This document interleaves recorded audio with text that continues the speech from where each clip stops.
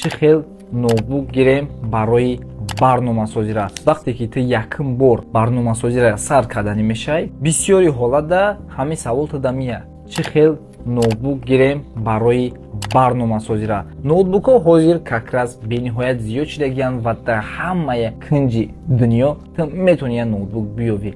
Ва барои барномасозира кадоми ҳамон ноутбукҳо туғри мегирад, ҳозир гап мезанем. Ҳозираш бошад ту подписатсия ки мо бениҳоят контенти оригинални дар бораи IT дорем. Ноутбукҳои барои программистҳо туғри мегирифтагӣ бачаҳо ай направлени вобастагӣ дорад ва ту пешакӣ бояд бидонӣ ки кадом направлениро интихоб мекунӣ. Агар ки ту бигӯӣ ман нав дохил шудастам, ман просто коднависиро ёд бигирам, ту дар самаи базовии ноутбук мешава ҳамон қадаре боша ки гирён шава ва начаспа ки туро безор накунад.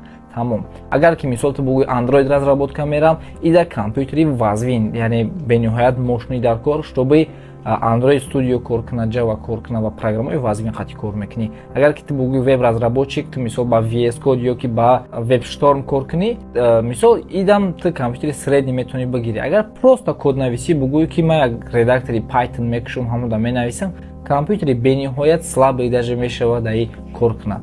Так шо инам хеле. Агар ту дар параметрои дақиқтар дар кор боша барои направление ту, метавонӣ дар директи ман нависӣ, ман туро ҳатман ёрдам мекунам.